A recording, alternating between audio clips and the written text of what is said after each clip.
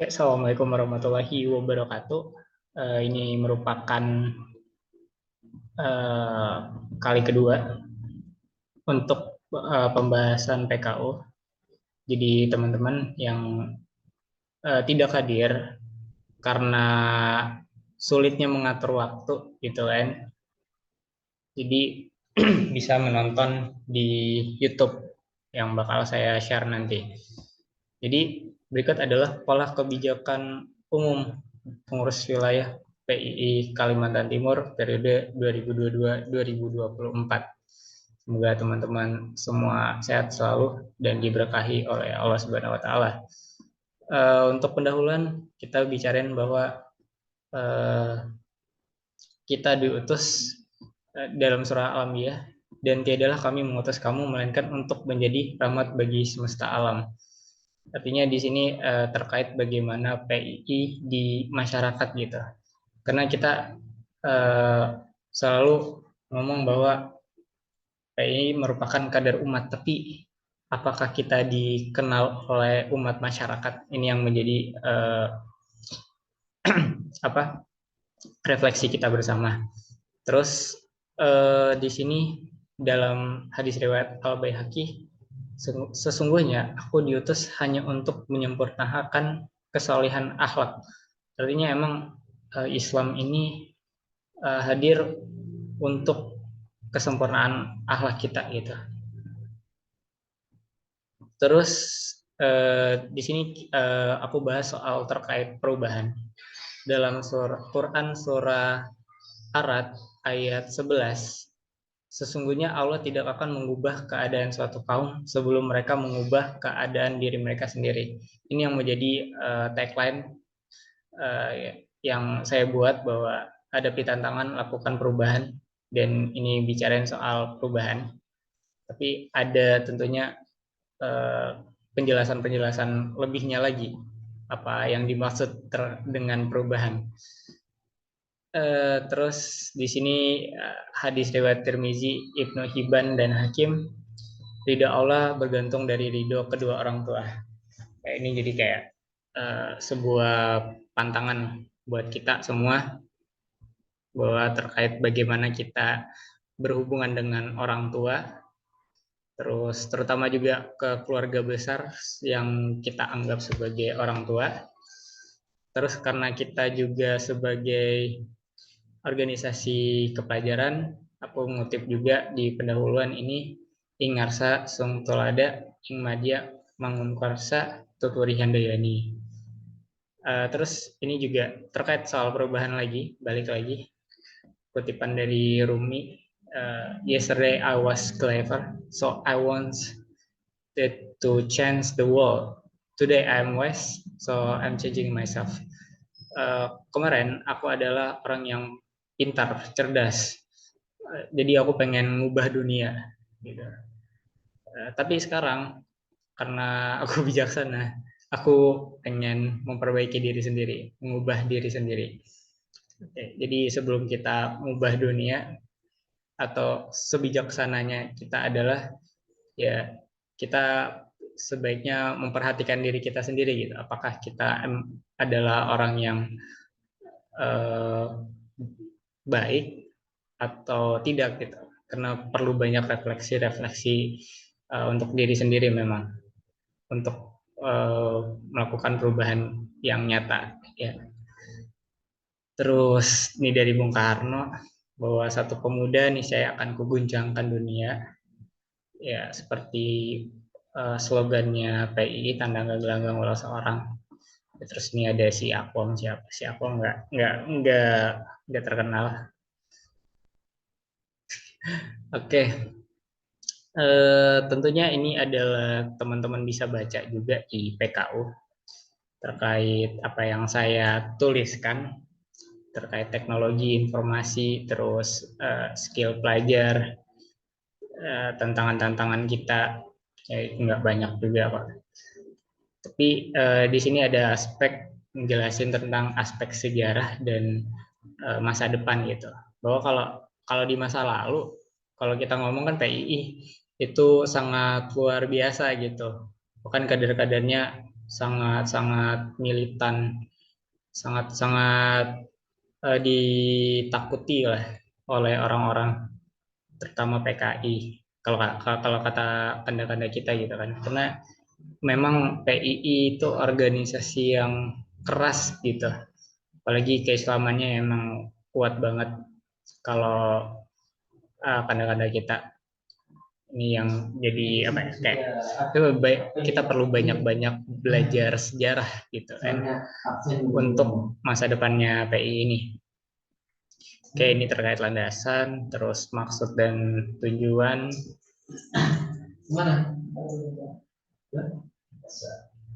Terus kita bicarain soal problematika. Di internal kita, yaitu kita memiliki permasalahan di kaderisasi, bahwa kita melewati era pandemi yang ini terus kita jadi persoalkan, tapi ya ini kita harus realistis gitu. Setelah pandemi ini banyak memang pengurus daerah yang mati, terus pengkaderan sempat tidak terjalankan, dan ya sulit untuk membangun gitu kan. Apalagi ternyata kita mewariskan apa yang seharusnya ya kita bisa perbaiki lah bersama-sama, bahwa kegiatan taklim dan kursus ini emang dari periode-periode sebelumnya juga nggak terlaksana. Artinya ini jadi kayak tantangan, bahwa ngapain sih kita buat kegiatan training tapi nggak ada follow up yang baik gitu untuk peserta. Makanya nanti bakal ada kelas gitu kan, kayak taklim dan kursus yang mana kader ini dibekali ilmu yang lebih baik gitu. Nanti aku bakal jelasin lagi. Kita punya peta gitu, peta bagaimana kita merumuskan kegiatan kursus dan taklim ini supaya benar-benar nanti ada. Terus di kelembagaan ini terkait pengurus daerah yang banyak yang vakum, terus ada dari 10 kabupaten kota yang ada di Kaltim, kita kemungkinan bisa benar-benar memaksimalkan ada 8 daerah gitu yang bakal hidup. Tapi kalau di targetan kita di periode ini, aku nargetin sih ada 6 pengurus daerah yang bakal aktif. Oke, lanjut di keuangan. Di keuangan ini sebenarnya PII punya potensi besar untuk menghimpun keuangan, asalkan PII ini mempunyai kegiatan-kegiatan yang emang bermanfaat buat masyarakat gitu. Jadi emang kita harus benar-benar jadi kader umat. Ada MOU apa segala macam. Terus ini juga terkait sekretariat bersama kita, bagaimana nanti sekretariat bersama ini kita kembangkan sama-sama. Jadi sekber ini jadi tempat kumpul asiknya anak-anak. Ada brandingnya lagi nanti, bahwa sekber bisa jadi kayak sebutannya rumah juang gitu. Jadi emang benar-benar dijadikan tempat laboratorium pendidikan. Terus eksternal kita di sini pendidikan dan budaya, bahwa kita ini menanggapi isu atau permasalahan di pelajar adalah banyaknya pelajar itu yang suka main HP gitu. Ya emang suka main HP. Artinya kecanduan main HP gitu, hingga lebih dari 3 jam bahkan lebih untuk main game apa segala macam. Apalagi terutama generasi Z dan Gen Alpha ini gitu. Terus di ekonomi dan politik ini karena emang tahun 2024 gitu kan. Tapi intinya bagaimana nanti pelajar bisa memahami isu-isu semacam ini. Kalau kita bicarain soal politik, sebenarnya nggak jauh sama perihal kepemimpinan. Jadi eh, banyak anggapan bahwa kenapa politik gitu? Politik kayak kayak kayak apa ya? Kayak barang najis bagi anak-anak pelajar gitu. Padahal ini soal pemimpin masa depan gitu. Jadi pelajar ya seharusnya memahami juga gitu isu-isu soal politik dan ekonomi gitu. Kalau ekonomi kan kita bicarain ada kerjasama internasional apa segala macam. Contohnya kayak KTT ASEAN yang di tahun 2023 ini yang eh, sebenarnya kita dari semua ini. Terus yang ketiga nanti ada pematan eh, terkait bahwa bagaimana PI itu berbasiskan masjid emang benar-benar jadi kadar umat gitu. Nah, jadi dari tiga poin ini bahwa PI ini harus punya budaya menulis gitu. Jadi tanggap terhadap persoalan-persoalan yang ada di lingkungannya juga gitu. Terus kita lanjut soal visi. Visi kita adalah memicu kesadaran intelektual pelajar Islam Kalimantan Timur dalam menghadapi tantangan global dengan cara mendemokratisasi ide pelajar yang Islami, kritis, dan berdampak. Aku bayangkan bahwa eh, pelajar-pelajar di Kalimantan Timur itu merupakan pelajar yang berpotensi gitu. Kita nggak ngelihat ini ya. Kalau indeksnya emang sebenarnya indeks eh, SDM di Kaltim itu naik kalau bisa dilihat. Tapi itu kan merupakan angka. Banyak eh, pengkritik-pengkritik karena aku bukan ahli jadi eh, aku nonton apa ya dengerin dari pembahasan-pembahasan eh, kritik pendidikan gitu di seminar-seminar gitu kalau di kuliahan bahwa ya itu angka tapi kita masih jauh gitu dari tingkat literasi dengan orang-orang di Jawa terus bagaimana pemahaman kita gitu bahkan di seluruh Indonesia tuh mengatakan bahwa ya kita sangat jauh gitu pelajar di Indonesia itu tidak sadar bahwa dirinya bodoh itu kata guru gembel jadi di sini aku ngomongin soal mendemokratisasi ide.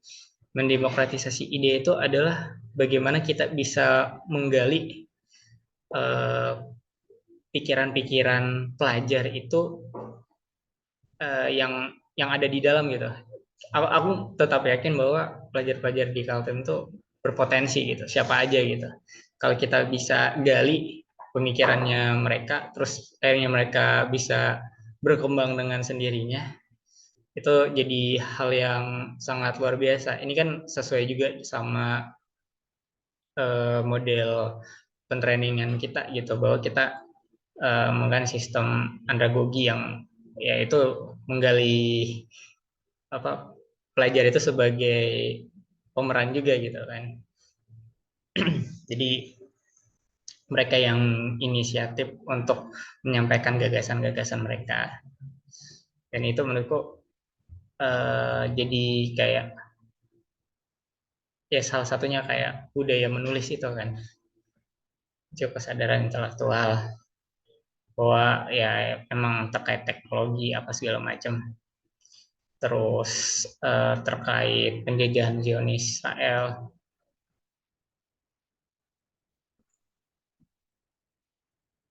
Terus kita bahas soal misi. Misi kita adalah pertama menanam, memupuk dan memelihara pribadi Muslim cendekia pemimpin kader PI Kaltim. Artinya emang kita ranahnya di internal kita.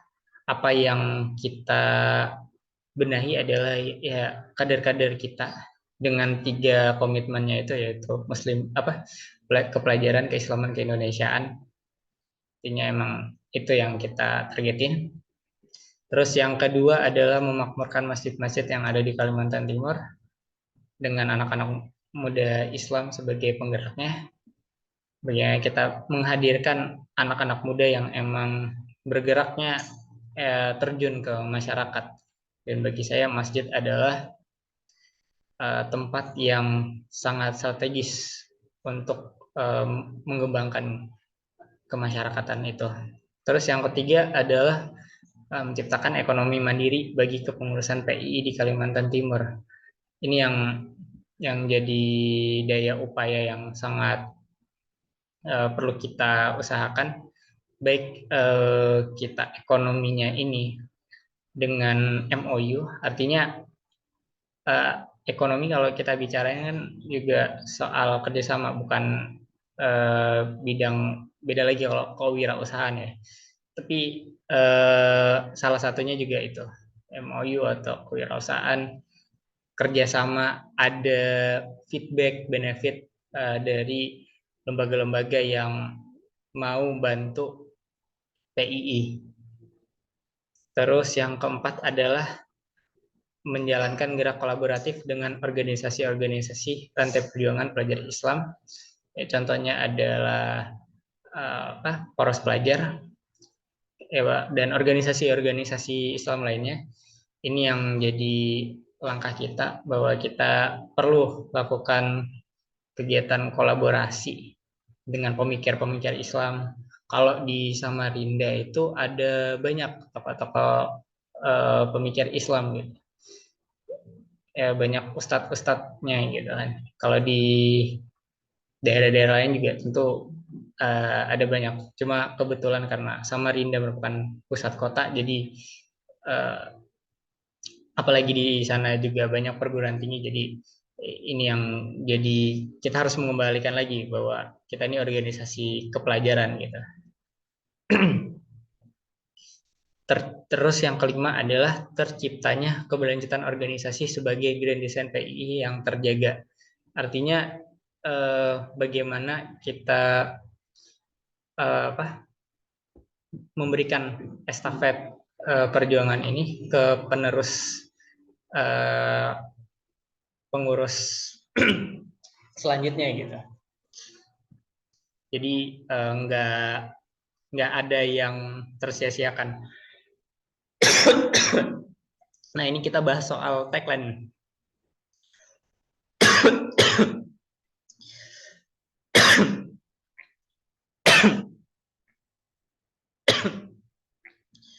Jadi tagline kita adalah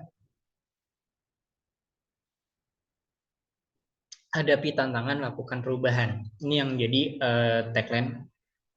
Dan nanti aku bakal minta ke saudara Alwin untuk selalu pasang hadapi tantangan, lakukan perubahan ini di sudut-sudut postingan selama 2 tahun. Ini teman-teman bisa baca lagi terkait hadapi tantangan dan lakukan perubahan, bahwa kita harus berpikir out of the box dan kita udah harus meninggalkan pola-pola organisasi yang kuno.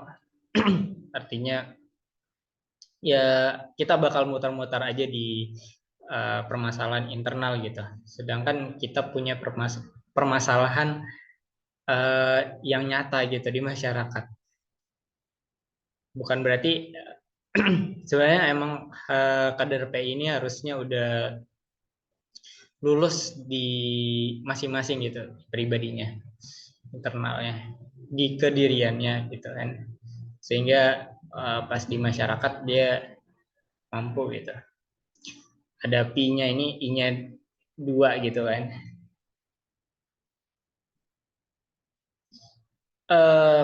Dan kalau di belakang ini tantangan kita adalah ya pada tantangan diri sendiri. Ini aku balik lagi pada quotes-nya Rumi, bahwa ya kalau kita bijaksana adalah kita mengubah diri kita sendiri gitu. Jadi tantangannya adalah ke diri kita sendiri gitu dulu juga gitu kan. Unstable. Oke, ini bakal cek-cek. Semoga bagus-bagus aja. Internetnya agak kacau. 3 pilar PI Kaltim. Jadi apa yang harus dibangun di kepengurusan ini? Pertama adalah anggotanya. Bagaimana anggotanya bisa berpikir secara masjid gitu. Maksudnya berbasiskan masjid. Kader kita tuh harus jadikan masjid ini sebagai tempat bagaimana bermasyarakat gitu. Apakah kita udah kenal sama pengurus masjid di sekitar sekber atau bagaimana, ini kan jadi kritikan kita bersama, atau nanti ketika kita ngadain turba lakukan training masjid ini yang jadi sebenarnya yang menjadi salah satu pendekatan kita gitu di masyarakat. Ini jadi pilar lah bahwa hubungan kita dengan masyarakat. Masjid itu tempat yang paling strategis lah intinya. Terus yang kedua adalah legalitas dan tertib administrasi, bahwa emang sampai dengan sekarang kita belum mendaftarkan diri ke Bangpol dan organisasi-organisasi yang jadi kita belum jadi organisasi yang tertib administrasi nih. Padahal ini penting karena dari pasti dari dinas-dinas itu bakal membantu lah. Yang ketiga adalah gerakan literasi menulis, diskusi, dan bahasa. Jadi bagaimana kader PI itu menguasai dan membudayakan untuk membaca, menulis, dan bagaimana mereka diskusi gitu kan. Kita diskusi. Ini yang jadi pilar PI Kaltim yang saya buat.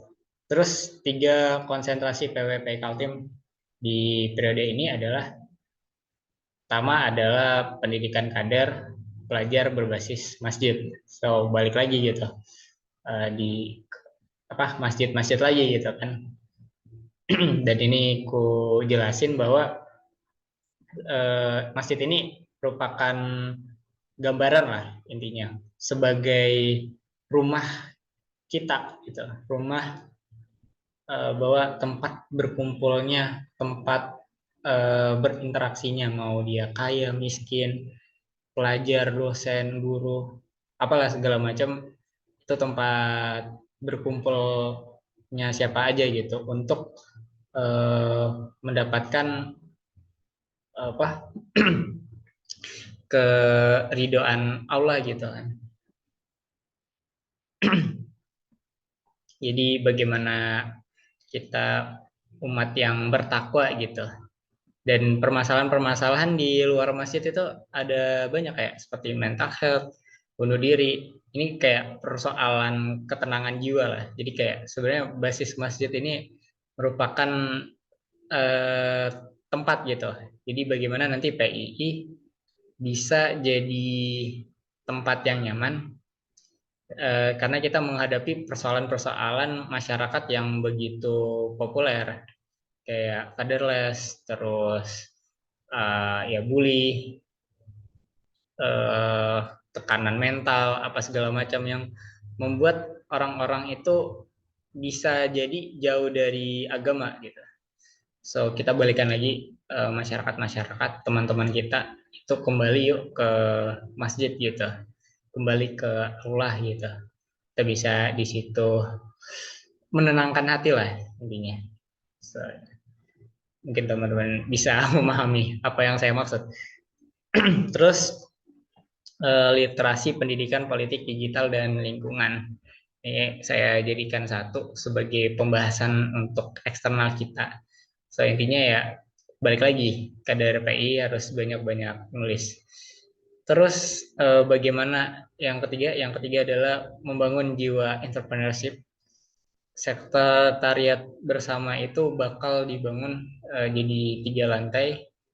So aku jadi kayak punya gambaran untuk kita harus emang benar-benar berpikir besar bagaimana nanti hubungan dengan masyarakat, hubungan dengan eh, orang-orang tokoh-tokoh, dan itu yang lagi kita bangun sama-sama lah. Harusnya memang lingkungan sekitar itu kita benahi dulu sebelum emang pembangunan fisik ini eh, terjadi gitu. Oke, terus pelaksanaan tata kelola rencana jangka panjang. Kita pertama targetnya adalah untuk mengembangin pengurus daerah se-Kalimantan Timur yang vakum, terus pengembangan teknologi digital, ya, terus tersedianya fasilitas dan pembiayaan untuk kegiatan pengkaderan PI di Kaltim. Tes, tes, tes. Semoga bagus-bagus aja komunikasinya. Oke, balik. Tadi jaringan sempat putus. eh jadi targetannya emang adalah bahwa kita tuh di periode ini tuh menargetkan 6 pengurus daerah yang aktif dari 10 kabupaten kota. Terus sebagai apa, mendemokratisasi ide gitu. Kita tuh PKLTM dapat menampung ide dan gagasan untuk kemajuan umat. Ya. Oke, jadi ada 5 fase yang akan yang tersusun gitu. Dan 5 fasenya ini aku udah bikinin kalendernya terkait apa saja program kerja dan kegiatan-kegiatan yang kita jalankan nantinya. Dan itu bakalan full kegiatannya. So ini teman-teman bisa bisa baca aja. Tapi intinya dari situ adalah di sini. Nah, ini adalah kalender arah gerak PWPI Kaltim. Dari bulan November ketika saya dilantik pas Konwil hingga nanti eh, kita rencanakan bahwa Konwil diadakan di bulan sebelum bulan November gitu, di bulan September atau di bulan Oktober. Targetannya adalah di bulan September dengan di Agustus itu nanti kita udah susun LPG, ini langsung ke bawah, Pak. Intinya teman-teman bisa baca juga kan.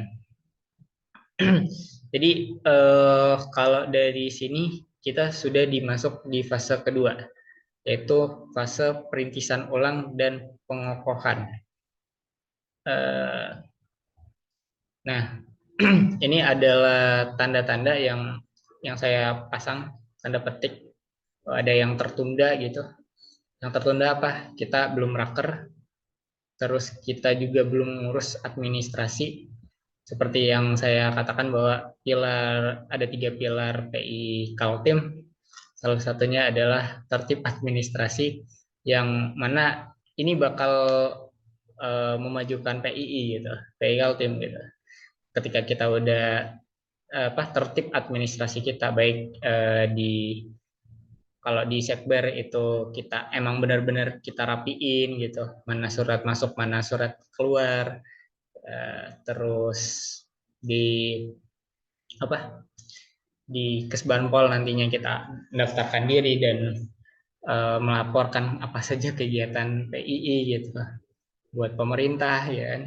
Sehingga kita juga dapat bantuan dana gitu karena ya balik lagi kita ini adalah kader umat. Itu yang tertunda sehingga bakal kita ulang gitu kan. Nah di sini kalau di perintisan emang membangun kembali PDPI yang mengalami kevakuman, melaksanakan kegiatan training, terus setelah di bulan Juli ini adalah kita laksanain pergerakan. Jadi di Agustus nanti kita akan bahas soal bagaimana perencanaan kursus dan taklim PI.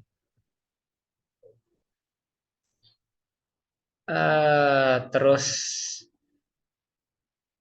kita bagaimana nanti ngulang lagi bagaimana apa ya mengkader kader-kader LIT. Jadi kader-kader LIT harus udah bisa jadi mualim dan muadib gitu. Terus dan persiapan rapim will karena karena ketika kita udah rapim will ini sudah setidaknya ada 4 pengurus daerah lah yang sudah aktif. Nah, di sini di bulan Oktober nih untuk ngurus Kesbanpol. Karena ngurus di Kesbanpol ini eh, pengen bener-bener apa ya ideal lah. Karena kan ada SPJ-an juga kita bakal yang bakal kita benar-benar kulik. Terus ada Rapim Wheel. Nah, ini nanti teman-teman bisa diskusiin ada LBT, LIT, Istiqomah. Di Desember ini aku targetin bahwa PW perlu ngadain LIT. Terus kita juga nanti perlu ada prabatra gitu untuk lakuin strategi ke apa pengurus daerah yang uh, vakum maupun yang kita bisa jangkauin gitu prabatra ini. Terus nanti di bulan April sampai dengan Mei itu ada SDPW, acara Arba dan kegiatan-kegiatan eksternal PII gitu. Nah, lanjut itu itu di fase 4 ya, fase perluasan setelah melewati fase pergerakan. Nah, di fase 5 itu adalah fase keberlanjutan. Bagaimana kita eh, meninggalkan kepengurusan ini udah benar-benar siap gitu. Jadi udah ada penyusunan LPJ, eh, terus ada kita buat kegiatan prakonwil dan konwilnya seperti itu. Nah, habis itu ini aku jelasin juga ada di sini rapat pleno mana saja poin-poin yang bakal kita plenokan gitu nanti. Nah, ini udah jelas. Dan di sini di sebelahnya ada pembahasan dan penetapan apa saja yang bakal kita lakukan. Nanti kalau misalnya ada tambahan-tambahan lagi, nah di situ kita bisa diskusiin lah penetapan program kerja dan lain-lainnya yang aku udah buat untuk apa kalendernya. Nah, ini pokok-pokok kebijakan umumnya. Ini untuk aku jelasin ke tiap bidang ya nanti. Di sini rumah juang, laboratorium intelektual, menghadirkan fasilitas, pelatihan, mewujudkan gerakan PI sebagai pelopor, memperoleh eksistensi dan kritis PI di sosial media. Nah, terus bidang internal apa saja? Buat ini kok jadi 9, 8, 8. Oh, berubah ya ke 8 daerah. Kalau 9, wah, terjalannya dan lain-lain. Ini bidang internal ya. Terus ini eksternal, terdepan dalam menjalankan demokratisasi ide pelajar, kegiatan silaturahmi, audiensi dengan organisasi komunitas, dan lain-lain. Indikator, bisa teman-teman baca. Terus di kesekretariatan ini tentu bakal ada PJ-nya nanti. Karena aku pengen kesekretariatan ini juga bakal fokus di sama sejarah PI Kaltim gitu. Gimana sejarah kita. Kebendaharaan ini juga menjadi persoalan karena kita nggak ada bendahara. Setidaknya nanti ada perencanaan keuangan lah. Itu kenapa juga aku mikir kita bisa ngurus Kesbangpol ini di bulan Oktober. Setidaknya 4 bulan lagi gitu. untuk nargetin supaya struktur kita ini bisa bagus gitu. Kita punya bendahara, kita punya bidang-bidang yang membantu internal dan eksternal. Terus ada, sorry, bidang Dewan Takdim Wilayah, maksudnya DTR gitu.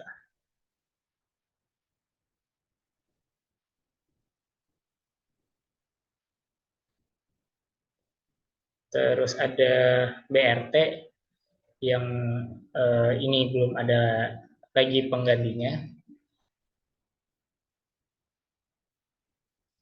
Terus di sini ada BO.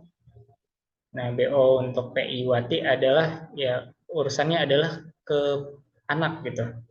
Isu pendidikan ini penting gitu. Isu pendidikan dan anak lah yang penting. Isu keperempuan gitu kan.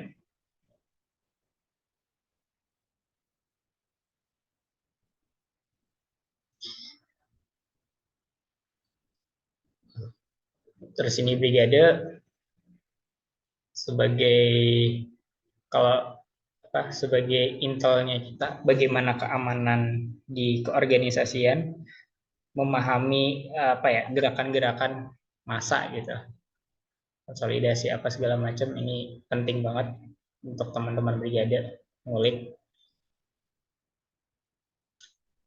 Oke, baik teman-teman, itu saja yang bisa aku sampaikan, bahwa tentunya ini jadi gambaran buat teman-teman untuk membuat program kerjanya.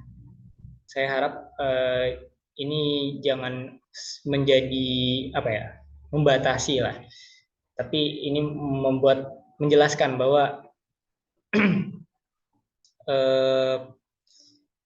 program kerja kita ini bisa sama-sama selaras gitu.